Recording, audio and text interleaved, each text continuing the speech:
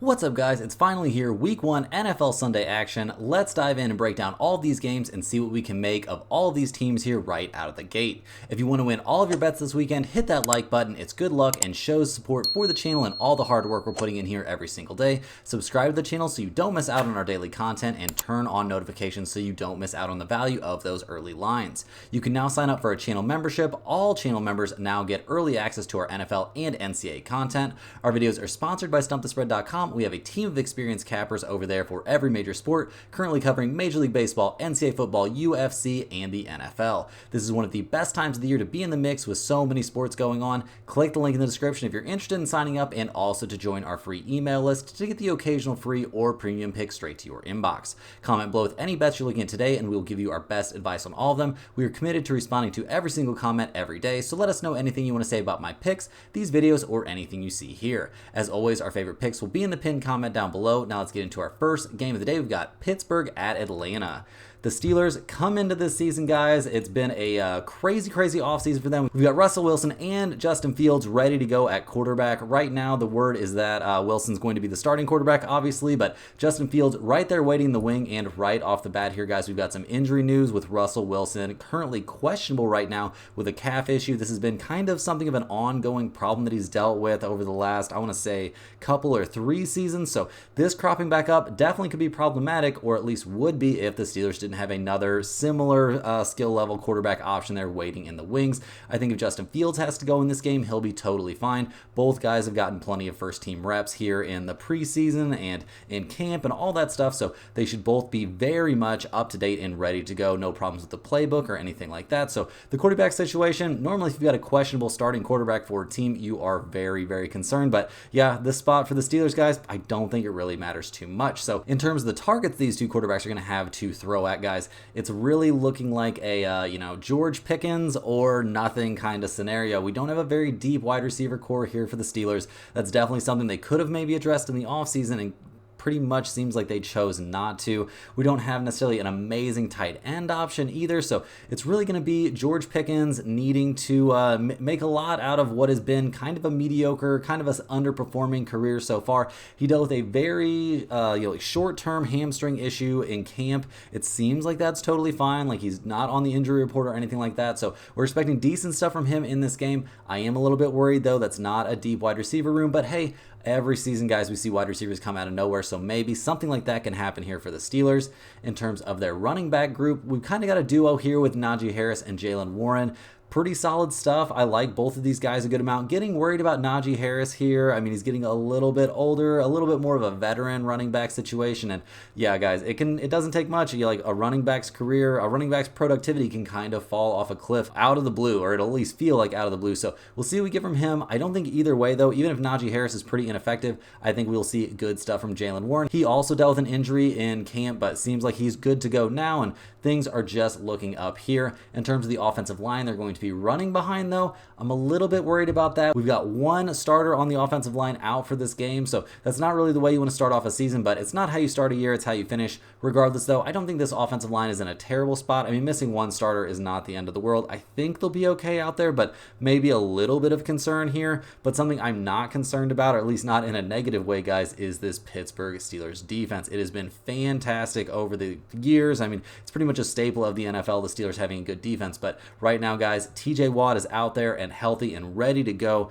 When he's out there, guys, this Steelers team is absolutely crazy on defense. The guy is a game wrecker. He can control an entire game from the defensive side of the ball. It feels like it's absolutely crazy out there. And when you've got TJ Watt, Alex Highsmith, and Cam Hayward out there, your defense is absolutely just going to crush it. The pass rush is very good for this team. The secondary spine, I would say it's not necessarily like top 5 secondary or anything like that, but overall, I think this defense is easily top 10. They were top 5 or 6 last season and much better than that when they were healthy. Having TJ Watt ready to go, definitely a huge plus for this defense. I'm expecting big things from the Steelers on that side of the ball right out of the gate there. So we'll see what they can do here going up against the Atlanta Falcons, playing in Atlanta here.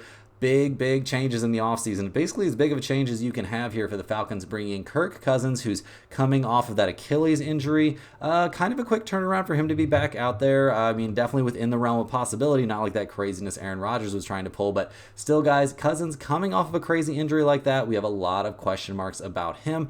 I think he's healthy enough. I think it's acceptable that he's out there and all that, but is he going to be moving the same? That's a bit of a question. Not that he was a super mobile guy, but you've got to be able to change your platform up and throw the ball from weird angles and scramble to avoid the rush and all kinds of stuff like that. Like, a lot of stress is going to be going on that. And he's a guy that pushes off that foot pretty hard to deliver the ball down the field, and delivering the ball down the field is something he's going to have to be able to do. So a lot of stress going to be going on Kirk Cousins here in week 1. We'll see how it goes. I'm definitely I'm not holding my breath. I'm a little bit concerned about what he'll do here right off the bat in a new system and a new city, a totally new situation, and coming back from an injury that, used to just completely end people's careers. So we'll see what we get from Cousins in this one. Obviously, Michael Penix Jr. is there just waiting in the wings. That was a very weird pickup there from the Falcons in the draft. Very odd stuff, but whatever. We'll see how it works out long term. Obviously, stashing quarterbacks behind good starters and letting them mature for a couple years has had a lot of success in the NFL. So yeah, we'll see how that goes. But right now, guys, we're going to go ahead and take a look at this pass catching situation. The Falcons, they've got some guys back there. I mean, Drake London, no slouch. Darnell Mooney, pretty good. Kyle Pitts is a very solid tight end. Have these guys had enough time to develop chemistry here with Kirk Cousins? I would say probably. I mean, they just have to be stoked to not be in the same situation they were last year, catching the ball, trying to catch the ball. It was real rough for the passing game for the Atlanta Falcons last season, but things are completely different. We're supposed to be completely different this year under Kirk Cousins. So I'm expecting this entire wide receiver group and Kyle Pitts to do a pretty good job out there, giving him something to throw at. In terms of the running game here, we've got Bijan Robinson. He is an absolute monster. Obviously, guys, any of you who snagged him for your fantasy team are probably pretty pumped to have him. I'm expecting big stuff from him this season. I do think the offensive line here from the Falcons is decent. I don't know if I'm going to say this is like a top 10 offensive line or anything like that, but I think they'll be fine. I think they'll be able to run the ball pretty effectively here, and Robinson is a monster. They've also got decent backup running back options, at least in theory, so not too worried about the running back situation. I think the Falcons are definitely going to be a team that's going to want to try to establish the run. Is that something they're going to be able to do here against the Steelers, though? It seems like kind of a big ask to me. On the defensive side of the ball, guys, adding Matthew Judon and signing Justin Simmons should be a significant boost, but it could take time for them to get up to speed here. Last season, this defense was slightly below average, despite, a relatively easy slate of opponents there in the NFC South. Are they going to be better this year? I mean, it's possible. Are they going to be like way above average or some sort of huge plus level defensive team? That seems like a pretty big ask to me. I think that's kind of unlikely. So looking at the matchup in this one, guys, there are some pros who really like this Atlanta team. They are high on them. They think they could win 10 plus games comfortably. In this coaching matchup, guys, and the defense here, both of those things I feel like really favor the Steelers. Cousins, like we talked about, coming off of an Achilles injury is a big concern. Mike Tomlin is actually the best underdog coach against the spread in the last 20 years, which is nuts to me. There's also some pros, some very sharp money coming in here on the Pittsburgh Steelers. The public money is on Atlanta. The Steelers are very good when TJ Watt is playing, guys, and Tomlin is the most profitable underdog coach in the last 20 years. Go ahead and give me the Steelers at plus 3.5 in this game. Definitely a very good chance to end up in the pinned comment here. In terms of the over-under, I do think that you could maybe take a small look towards the under. 42 seems like a pretty small number, so that's not something I'm super interested in, but that lean towards the under, guys, is just based on both of these teams trying to run the ball, and if we end up with a low-scoring game, that just gives taking the Steelers and the points even more value. Next up, we've got the Arizona Cardinals going on the road to take on the Buffalo Bills. The Bills are 6.5 point favorites in this game, and we've got an over-under of 47.5. Arizona, guys, going to be a much different season for them this year than it was a year ago. Obviously, with Kyler Murray out at the beginning of the year last year, things weren't looking too bright, but when he came back, guys, he came back with a vengeance, looking very good, being able to make all the throws, all the moves he needed to make. I guess, all that time sitting on the couch playing Call of Duty, maybe he did crack open the playbook every once in a while because he looked very good out there. I'm pretty high on Kyler Murray to have a big bounce back season here. I'm not going to be holding my breath. I'm not too worried about him getting injured, stuff like that. I think he's going to be okay out there. He's learned a lot. He's been in the league a few years now. Seems like he should know what's up. So expecting good stuff out of him in this one, and he got a very exciting new weapon here in the passing game, guys. We've got Marvin Harrison Jr.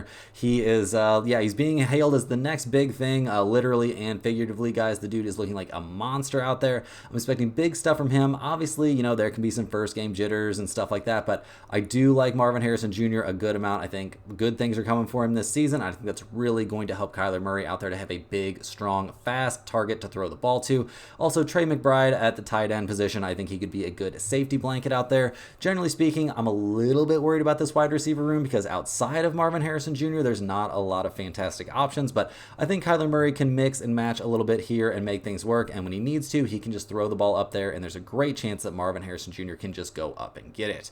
In terms of the running game, I do feel like James Conner is being very, very overlooked this year. I mean, he's 29 years old, but he's healthy coming into the year. He's a workhorse running back. He's had some really, really good seasons over the course of his, long career here, so I'm expecting good stuff from Conner in this game, generally speaking, and this season for sure. I mean, the dude's a monster. He's put up good numbers. I don't think there's any reason to think this is necessarily going to be the season that his production goes off of a cliff. Obviously, that's not impossible, but I think the chances of him running the ball well in this game are definitely good. And yeah, guys, that would put this offense in a pretty good spot if he can take a little bit of pressure off of the passing game. So looking at the defense this season, guys, they were second to last in the league in points allowed per game last year. So that's not a great look for this defense, but the pass rush, while it still might not be very good, the secondary also is a bit problematic. Just in general, there's not a ton of talent on the defensive side of the ball for the Cardinals, or at least not that I'm seeing right now. So yeah, we're worried about this team on defense, no doubt about that. Could they be okay? Sure, I think they could overachieve a little bit. It always seems like the Cardinals defense is a little bit better than you expect, but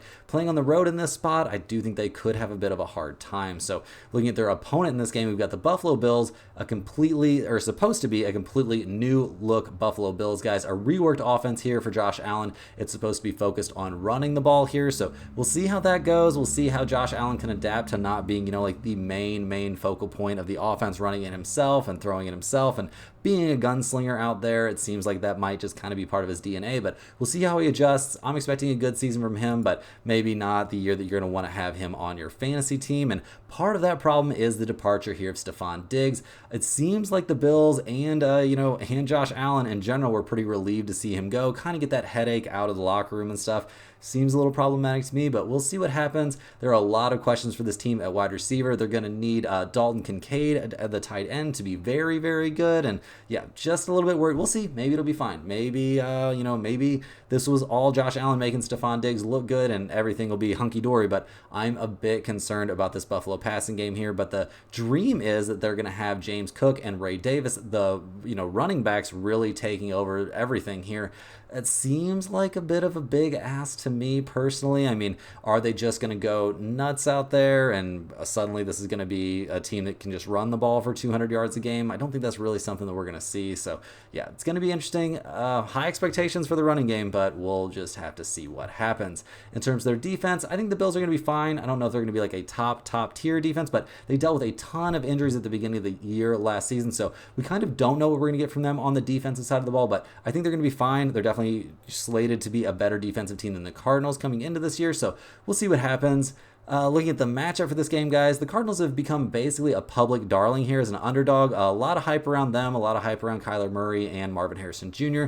The doubts about the Cardinals definitely is their defense. The Bills are supposed to have a new identity with trying to run the ball all the time and forcing Josh Allen to be, more selective with his passing and less risk-taking and all that.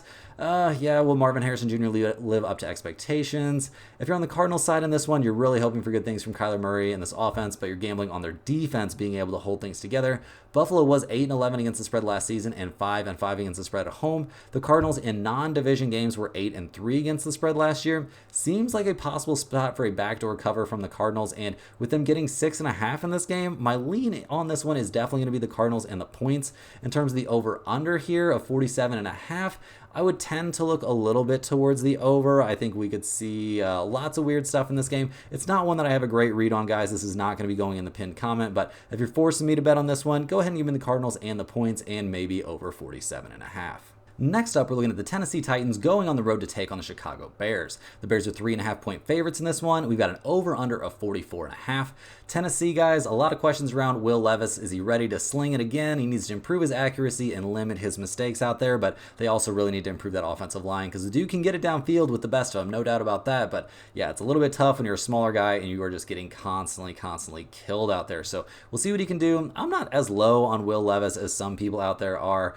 Generally speaking, looking at this rushing game, guys, definitely huge shoes to fill there by the departure of Derrick Henry. We'll see what Tony Pollard and Tajee Spears can do to fill that massive gap. I do think they are definitely capable of, making up for a lot of his production, maybe not all of it, and a lot of the success of this running game and the success of Will Levis is going to depend on if this offensive line can improve this season.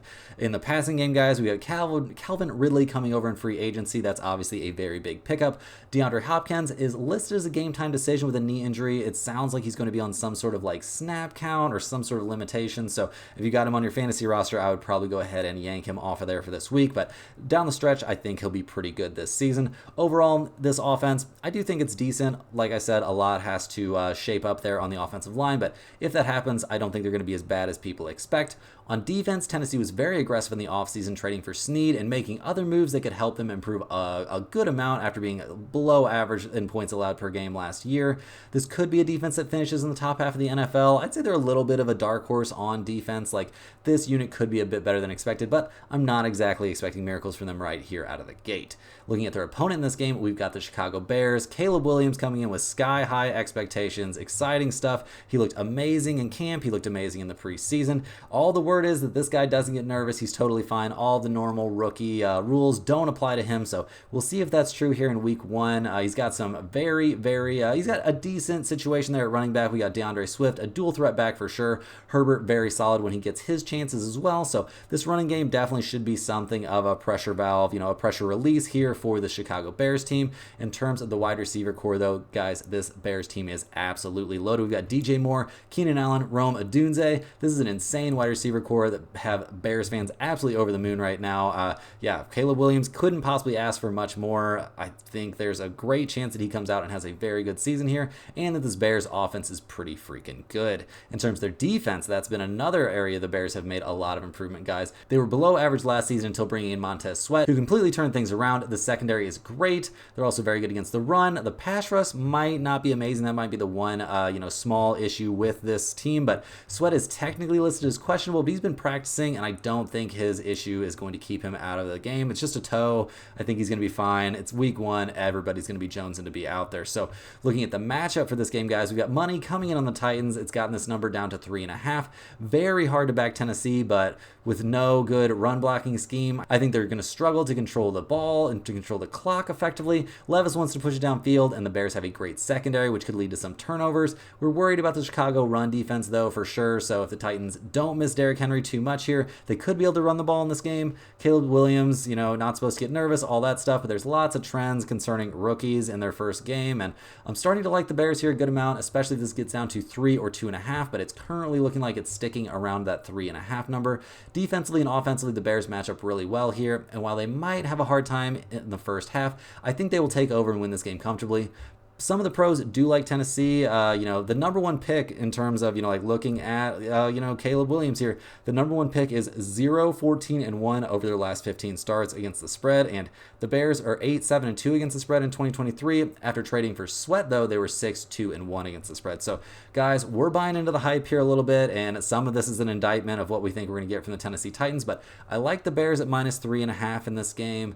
I do think there's a decent chance we see Caleb Williams come out and look pretty good. I also think there's some very good reason to take the over 44.5 in this one. If both of these offenses really play up to potential, and maybe we see some points either scored by the Bears defense or the Bears defense not look very good, we could easily get over this 44.5. Hey guys, jumping in here with a quick ad break. First of all, this is a great time to sign up at stumpthespread.com. Signing up for a premium membership gets you access to our entire team of cappers covering MLB, NCAA football, UFC, and the NFL. If you just want to test out the service, a great way to do that is by joining our free email list, which will get the occasional free or premium pick straight to your inbox.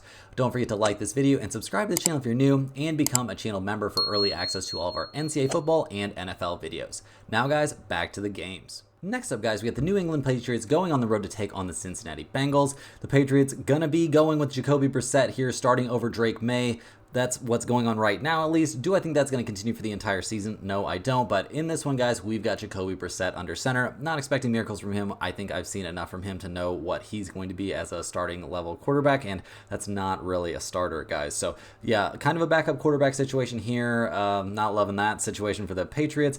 They're going to be running Ramondre Stevenson out there at running back. He was a monster, and now it's looking like the real feature back here. And the second stringer, Antonio Gibson, he's listed as questionable for this week anyway, so I'm expecting decent stuff here from Ramondre Stevenson. He's been a good workhorse back over the years, but not expecting any miracles here from him, really. The wide receiver group here from the Patriots, not very exciting, guys. Does not impress me, and generally speaking, I think we're going to see this Patriots offense be pretty freaking bad. I know, shocker of the century, but yeah, not going to be a very good offense here for the Patriots. On defense, clearly they were not trying to get better in the offseason. This is a tanking team, so why would they be spending money right now? The defense should be the best thing about this team. Christian Gonzalez being there is great for the secondary, but guys, I'm not overreacting to any of this. I do not think this Patriots team is going to be very good this season, and I don't even think they're going to be very good here on the defensive side of the ball. So looking at their opponent here in week one, they're going up against the Cincinnati Bengals, who they've been flying under the radar coming into this season a little bit, guys. We've got Joe Burrow coming into week one completely healthy here. He should be ready to go. I'm expecting a change here to those slow starts that we see Joe Burrow and company get off to. I don't think that's going to be the case here this week.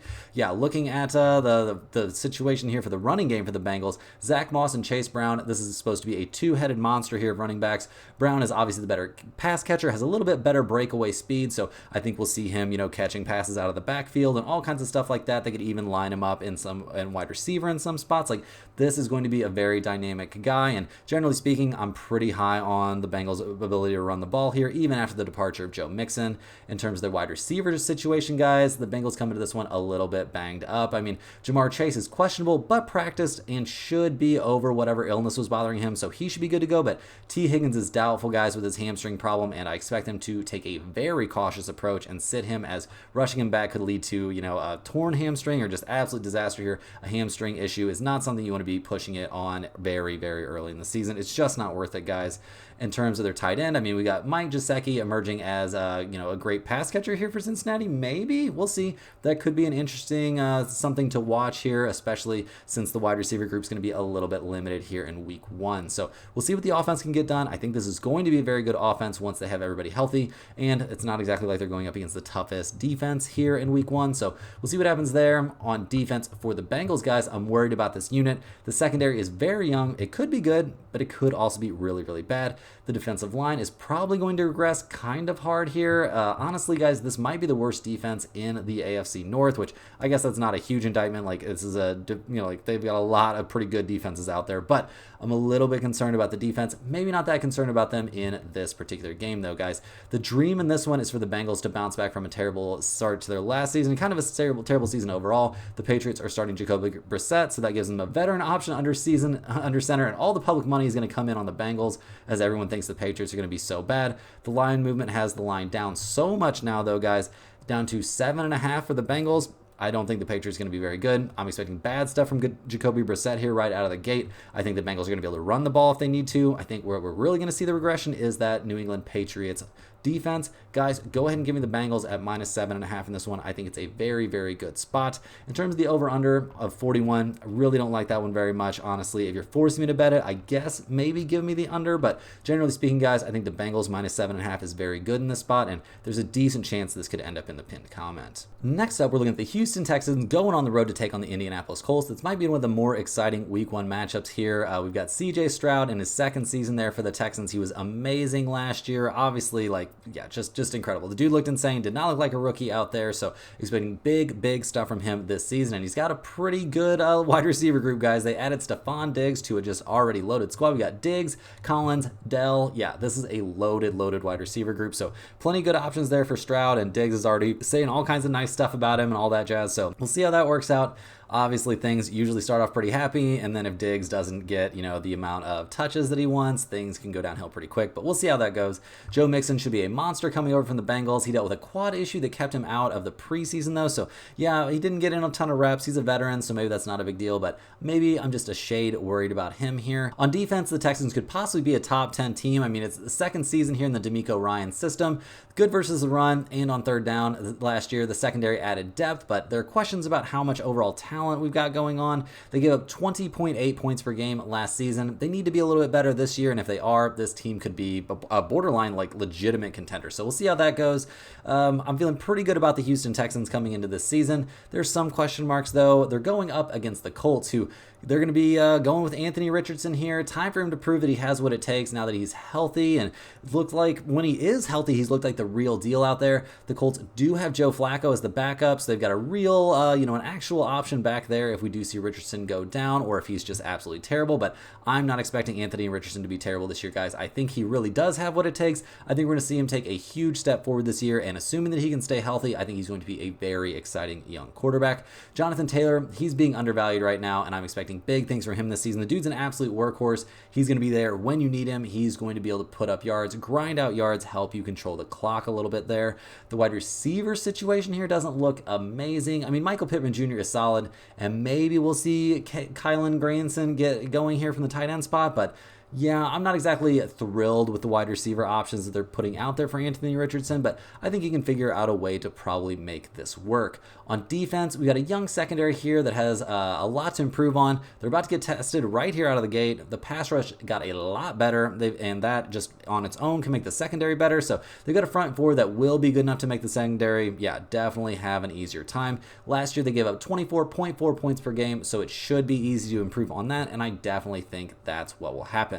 We're going to take the over as our free pick on this one, guys. Both offenses are going to move the ball well, and last season these two teams met in week 2. We saw a 31-20 shootout. So yeah, looking at the over definitely seems like the play on this one. We do have a premium pick on this game against the spread, so head on over to Stump the Spread if you're interested in that one. But our free pick on this one, and I think it's reasonable, guys. I want to take a good look at this over of 48.5. Next up, we've got the Jacksonville Jaguars going on the road to take on the Miami Dolphins. So we've got two Florida teams playing in Florida, guys. The Dolphins are 3.5-point favorites, and we've got an over-under of 49 in this game.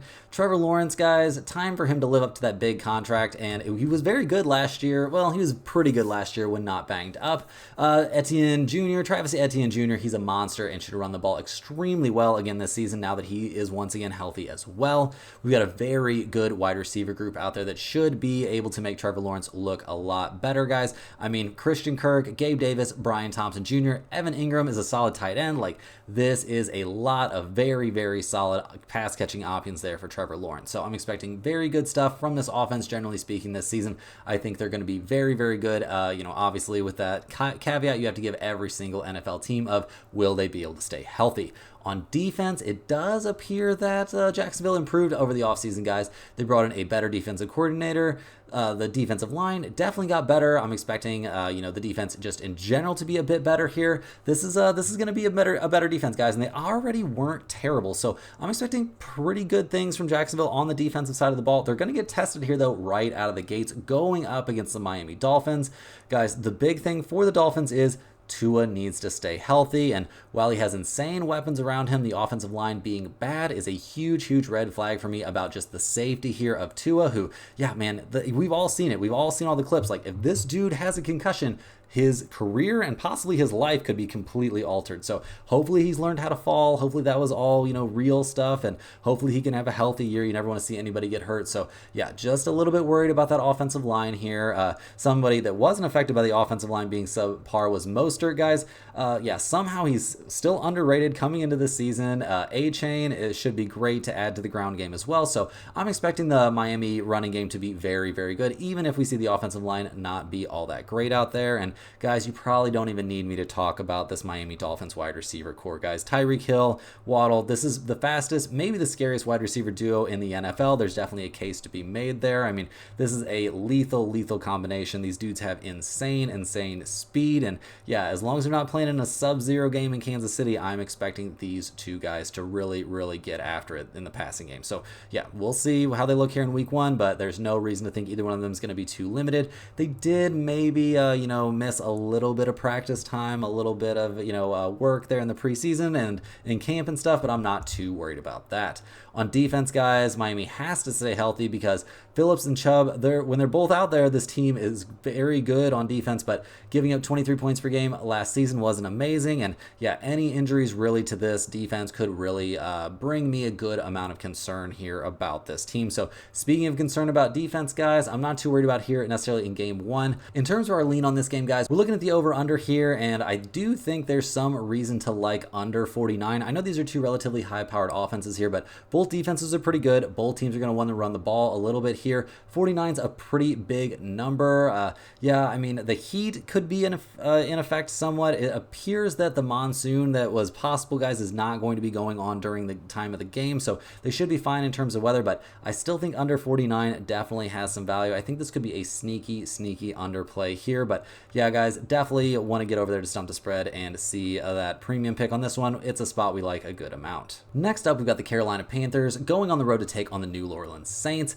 The Panthers, we've got Bryce Young back out there. If he can stay healthy, I know this might be a little bit shocking, but I've got a lot of faith in this young guy. I think he has what it takes out there. I think he's going to be pretty good as long as they can kind of keep him upright out there. He's got all the tools. I think he can make the throws he needs to make. I think he can run well. Like, this is a very exciting young player for me. In terms of the running game here for the Panthers, we've got Chuba Hubbard and Miles Sanders. They should be a pretty good duo there in the running game, and I think they'll definitely be able to produce out there, and having a good running game or a good defense, I guess, are really the best friends that you can have out there as a young starting quarterback. So hopefully that situation will work out, and we've also got, I think, a sneaky decent wide receiver group here for the Panthers, guys. I mean, Deontay Johnson is going to be pretty good. Adam Thielen is getting old, but I think people didn't really notice he put together a pretty good season last year despite the entire quarterback situation there and the fact this team was tanking.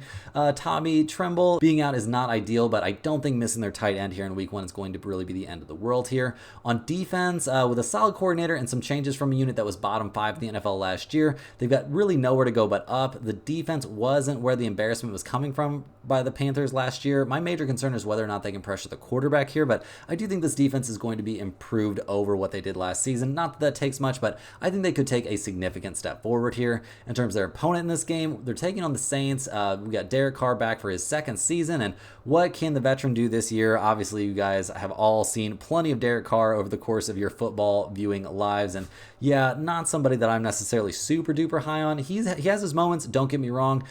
He's had some injuries, stuff like that. We'll see how well they can protect him here this season. See what he can do here in year 2 with the Saints. Is this somebody that I'm super high on? No, but am I super low on him? Absolutely not. We'll see what we get from Derek Carr. We'll also see what we get from this running game here. Kamara, when healthy, can put up some crazy numbers both in the passing and running game. He's starting to age, and he's had a lot of injuries over his career, so how much can we trust him here? I would say some amount, at least early in the season, but down the stretch, guys, if they're putting a crazy heavy load on him again, I think we could be a bit worried. Olave looks like the best passing option here for Carr, and someone else is going to have to emerge for this wide receiver core to really elevate itself. I mean, it's a little bit concerning when you've really got only one good option. On defense, the Saints need a couple of old guys to stay healthy, and just in general, this unit starting to feel like it's a little bit past its prime, at least in the secondary, which is not a spot you want to be getting old. The defensive line looks fine, but with the division getting better, how is this defense going to hold up here? Guys, we're taking the over in this game. I've got limited faith in either defense, and with a small number out there, I think we can overlook the fact that we're not necessarily wowed by either offense, and we could see some crazy stuff, so over 41.5 is my lean on this one. Next up, we got the Minnesota Vikings going on the road to take on the New York Giants. Sam Darnold starting now that the Kirk Cousins era is over in Minnesota. JJ McCarthy being out for the season saves this team from a significant quarterback controversy, or at least I think that's what would have happened. Sam Darnold, obviously not a starting starting quarterback that we're going to be super high on. I don't think anyone is, but he's filling a spot right now. If he can, help the Vikings, I guess, be decent, although the goal is probably to tank things out here. We'll see what they can do. I think that's the job that they really want him for here, though, guys.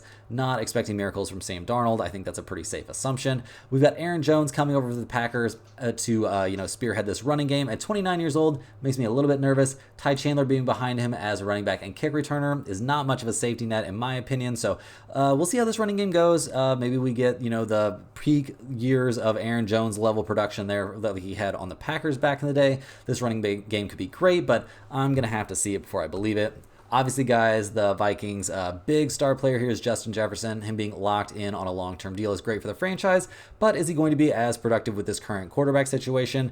Definitely, you've heard it thrown around that Justin Jefferson is quarterback proof. Like, it doesn't matter who's throwing him the ball, he can go up and get it, but I'm a little bit concerned about that situation for him for sure. I'm glad I don't have him on my fantasy team this year. And what kind of depth are we looking at for the wide receiver core here from the Vikings? Not a whole lot, if you ask me. So on defense, there are questions about this Vikings secondary. If you're constantly worried about giving up long passes, you can't pressure the quarterback as effectively. And the dream, if all works out, is that we'll see the Vikings secondary and pass rush both improve at the same time. But I'm a little bit worried about this defense, guys. They gave 21.3 points per game last year, kind of middle of the road. I think there's a very real chance we could see regression instead of progression for this defense. The Giants handing the ball to Daniel Jones probably, have to be a little bit nervous, maybe more like a lot nervous. He's going to have to play well here in the first 2 to 4 weeks of the season, or he could end up with his job being in jeopardy pretty freaking quick. He looked bad early on in camp, but kind of seemed to find his way there later on. We'll see what he does out there. In terms of the running game, we've got Devin Singletary out there as a Saquon Barkley replacement. Feels like a bit of a stretch to me, but he was usable for the Texans last season and should be fine here with this new team. I don't think he's going to be Saquon Barkley level, guys. I don't know who would expect that. Also, Saquon looked insane on Friday night. So, we'll see how happy the Giants are with this situation. But there are interesting options for the Giants at wide receiver and tight end, but are they going to add up to anything meaningful? I mean, Neighbors is the best weapon that Daniel Jones has ever had, and if they click, who knows what could happen here? But, just one guy, again, definitely a bit concerning. You want a couple of decent options out there if you want to have an elite passing game. On defense, the Giants were bottom 7 in the NFL in scoring defense last year, but the secondary needs should have been fixed by the draft, and the pass rush is actually excellent. So having a new defensive play caller can cause problems, but it can also help. We'll see if there's any confusion right here off the bat, but generally speaking, I do think the defense is going to be okay. In terms of the pick for this game, guys, we're looking at the Giants at +1.5. We've got an over-under of 41. I'm leaning towards the over in this game. I think we could see some offense happen. We've got two very, very talented wide receivers. We've got two defenses that I have plenty of question marks about, and we have a very low total of 41. So gonna go with the over in this one, guys. I think it's a reasonable spot. Next up, we've got the Las Vegas Raiders going on the road to take on the Los Angeles Chargers. The Chargers are -3 in this game. We've got an over-under of 40.5. Gardner Minshew came out on top in the battle for who's going to be the starting quarterback for the Raiders in Week 1. What does that really spell for this franchise here, guys? Seems a little bit sketchy to me. I'm a bit worried about Minshew here. The dude has had magical moments over the course of his career. Don't get me wrong. There were really cool workout montages with cool music in the background coming out. He had a sweet, sweet hairdo.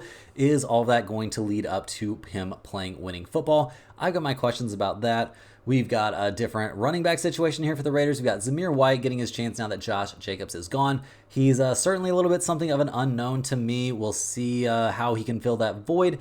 I don't know, guys. Really have to wait and see on him. Obviously, having Devontae Adams is amazing for any quarterback, and it only feels like, guys, to me that it could take 1, maybe 2 bad weeks for the team or for Minshew, and we are going to see fireworks coming from Devontae Adams, begging for a trade, being very upset about his situation. This dude is trying to win.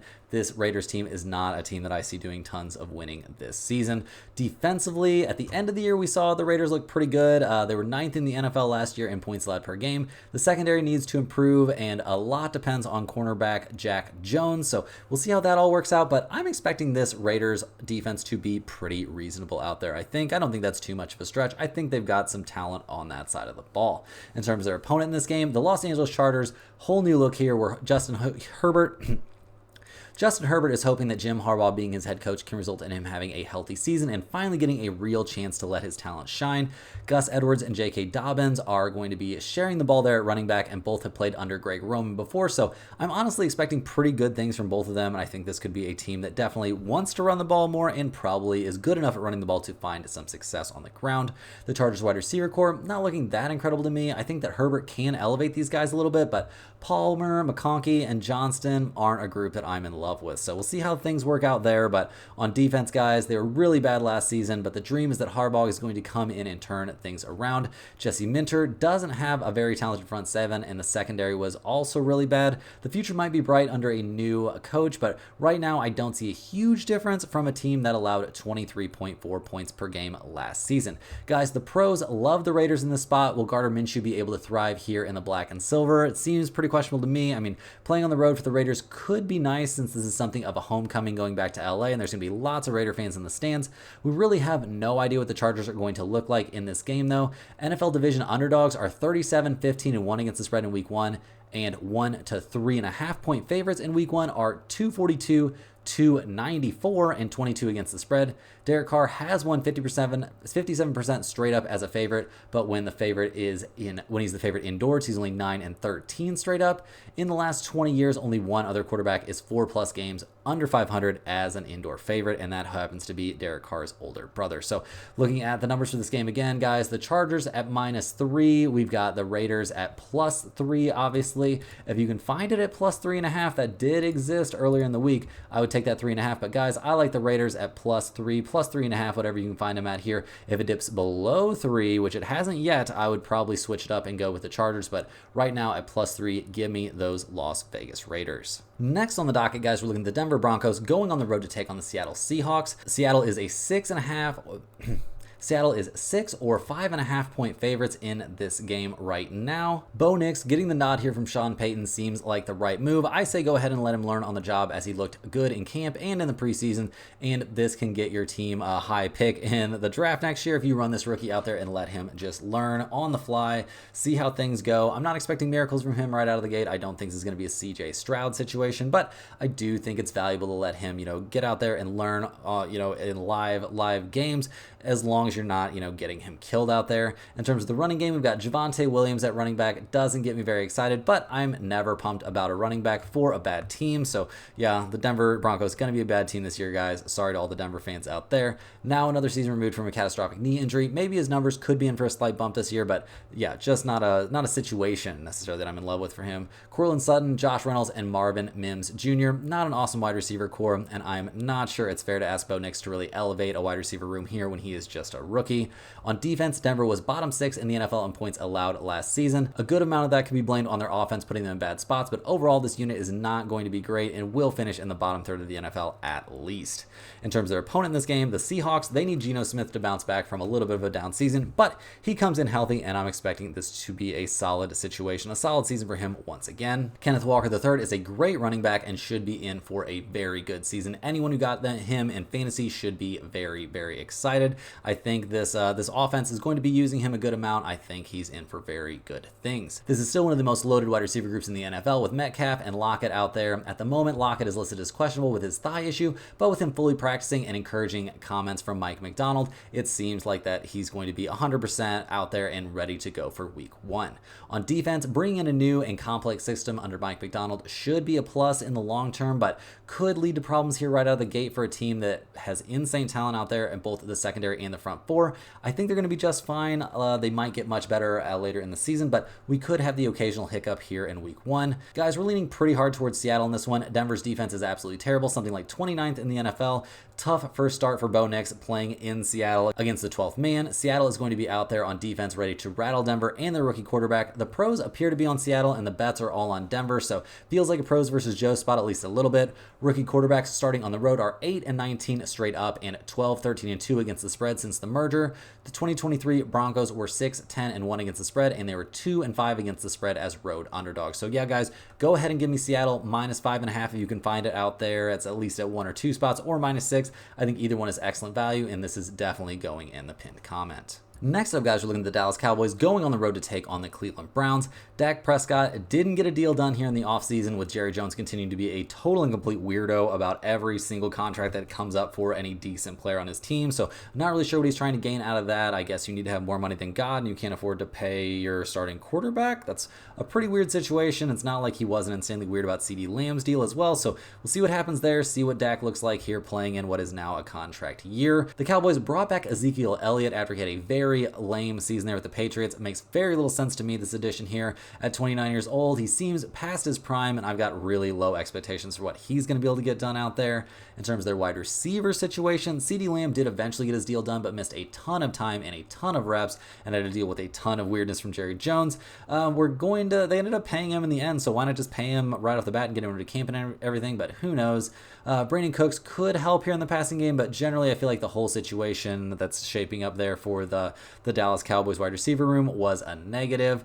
On defense, this team was fantastic last season, and we expect them to be very good again here. They did struggle at times against elite opponents, and as long as this unit can stop the run, they're going to be killing it once again. Like I said, guys, as long as they're playing relatively weak offensive opponents. Their opponent in this game could be a weak offensive opponent. A lot of that will depend on Deshaun Watson. He's under center once again. I don't feel amazing. He's coming off of arm and shoulder injuries and stuff like that. He hasn't been a quarterback that I've been excited about since back when he was with the Texans. It seems like all that time off and all the, stuff going on with him has really just made him not as good of an athlete, not as good of a quarterback, and just not as good of field general out there. So worried about Deshaun Watson for sure. It looks like we're going to do a running back by committee situation here for the Texans in week 1 or until Chubb comes back from his injury, and I think the running game could be fine. I don't think it will be great unless we see a fully Nick Chubb healthy and back out there. So right now, not holding my breath about this running game. We got Amari Cooper and Jerry Jeudy along with David Njoku out there. Should give Watson some good pass catching options, but I don't know if this is an elite wide receiver group, and I don't think they have an elite quarterback throwing them the ball.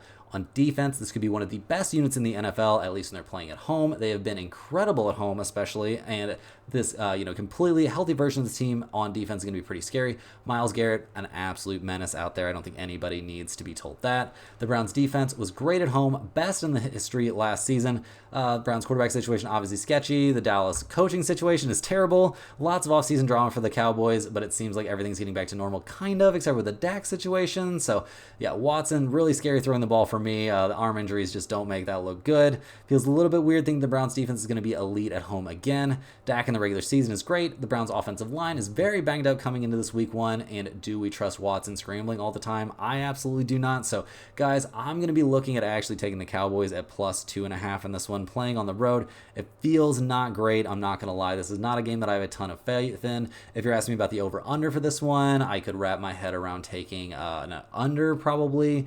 But generally speaking, not a game that I have a ton of interest in. Gonna have to be a wait and see situation here. I don't know what to expect out of Watson. Mostly I expect him to be bad though, and that's why I'm interested in taking the Cowboys and the points. Next up, guys, we've got the Washington Commanders going on the road to take on the Tampa Bay Buccaneers. Jaden Daniels, under center to start his career off, is going to be very exciting to watch after what we saw in camp and in the preseason. I'm very pumped to see how it's going to go, guys. I am excited about this young guy. I hope he doesn't spend his entire first season just getting destroyed out there. We've got a pretty solid running option here for the Commanders. Brian Robinson Jr. was a monster last year, and I'm expecting a solid season from him once again. The addition of Austin Eckler could be fun. I'm not really sure how much they're going to use him, how well they'll utilize him, in the passing game and stuff like that, but could definitely be a nice safety valve there for Daniels. This is not a wide receiver group I'm super pumped about. I mean, Terry McLaurin is a solid option, and Zach Ertz at tight end should give him some decent pass catching options, but this is not an elite pass catching group. On defense, this was one of the worst teams in the NFL last year, and I don't see that changing a ton. The secondary is not going to be great. I don't see them generating a ton of pressure off of the edges. Guys, overall, just a defense that I am very worried about. Looking at their opponent in this game, the Tampa Bay Buccaneers, we've got Baker Mayfield looking great last year. I got to give him some credit for sure. Do I regard him as a top tier quarterback? Not really. What are we going to see out of him this year? Definitely a big question mark for me. Rashad White is back from last year, and it looks like he's by far the number 1 back, and there seems to be an excellent chance his role here this season will be the same. So expecting definitely good stuff from him for a team that will love to run the ball whenever possible. Having Mike Evans and Chris Godwin in the wide receiver room gives Mayfield plenty of very solid pass catching options, and I think they're going to be a tough cover for basically anyone, especially a team like the Washington Commanders. guys, having this defense, it didn't look good at the end of last year, giving up a lot in the passing game, and I really think this is going to be a mediocre unit overall, especially since they're not at full strength even to start the year. Maybe once they get healthy, maybe things will change a little bit, but I'm a bit worried about that. Looking at this matchup, guys, rookie quarterbacks struggle on the road, but Tampa Bay was a super lucky team last season, and the Commanders were one of the least lucky teams in the NFL. There's plenty of reason to think there's going to be regression for the Bucs this season, but I think that might be a little bit overdone here. Weather could be a big deal for the Florida games this weekend, but it seems right now like the monsoon and the whole situation, all the rain and wind and stuff is going to miss them, or at least not be happening at game time, so that should be all right. Guys, looking at some trends here, non-playoff teams as road underdogs in week 1 are 90, 59, and 5 against the spread in the past 20 years. Is Jaden Daniels really going to kill it right here out of the gate? There's still lots of questions about the Commanders overall. Washington has a terrible secondary, so if you want to look at some prop overs for those Tampa Bay wide receivers, that would make sense to me. And unfortunately, guys, we've got a defensive end and a defensive tackle both out here for Tampa Bay, so their defense could be a little bit limited. Guys, looking at this game, I think you could talk me into taking the Commanders at plus 3.5. You could also talk me into the Buccaneers at minus 3.5. Don't really have a great lean on the side in this one, but guys, I think there's very good reasons to take over 42.5 in this game. Not a huge over-under guy in NFL usually, but this could be an over-under that I would legitimately put in the pinned comment because I'm not super high on the Commanders defense. I'm not super high on the Buccaneers defense at the moment, especially since they're banged up, and I definitely think Tampa Bay can put up some points, so go ahead and give me over 42.5 in this one. It's got a good chance to end up in the pinned comment. Last but not least, guys, we've got the matchup between the Los Angeles Rams and the Detroit Lions. The Lions come into this game 4.5-point favorites. We've got an over-under of 52.5. Stafford is back and looking fully healthy and poised for another great season there under center for the Rams. He had a pretty good year last year despite suffering some injuries and stuff, but he looks good to go right out of the gate here, so expecting good stuff from Stafford. Kyron Williams in the running game looks like a good spot. He's the undisputed #1 running back, and he had a good season last year, especially at the end of the year, so definitely expecting good things from him. In terms of this wide receiver room, guys, this is probably the most exciting duo in the National Football League to me. That might be a slight overstatement, but Cooper Kupp and Puka Nacua, that looks like an insane duo to me. And while people for some reason are overlooking Kupp, I'm going to take advantage of that in terms of overs on his props wherever possible this season. Kupp is going to have a very good bounce back season. At least everything coming out of camp, all the rumors, all the reports, seems like he is locked in and ready to go. And Nacua in his second year maybe could take a slight step back. He might be great out there again. We'll just have to wait and see, but I'm expecting very big things from Cooper Kupp. In terms of the defense here, the Rams are going to really miss having Aaron Donald out there. Yeah, that's a rough spot, guys. This is a pretty inexperienced front seven, and overall, while I'm not all doom and gloom about this unit, I don't think there's any way they don't take a significant step back this season. Looking at the Lions here, guys, Jared Goff, he can have some ups and downs, but generally speaking, there is almost nothing negative for me to say about him coming into this new season, fresh off of leading his team to the very brink of a Super Bowl berth last year. I'm expecting good stuff from Goff this year. Yeah, guys, I think he's in a good shape. I think he's got a good, set of weapons around him. Things are looking up in terms of the running game. David Montgomery had a great season last year, and in a committee with Gibbs, and with both of them back in the running back room, I fully accept this ground game to be very good for the Lions. Definitely nice to be a team that can move the ball on both, through the air and on the ground. Big deal for this offense. This is another very elite wide receiver group, guys. Amon-Ra St. Brown is an absolute monster. Jameson Williams, Sam Laporta. The Lions have one of the best offensive lines in the game, so there's every reason to expect this passing game and this offense in general to be absolutely elite.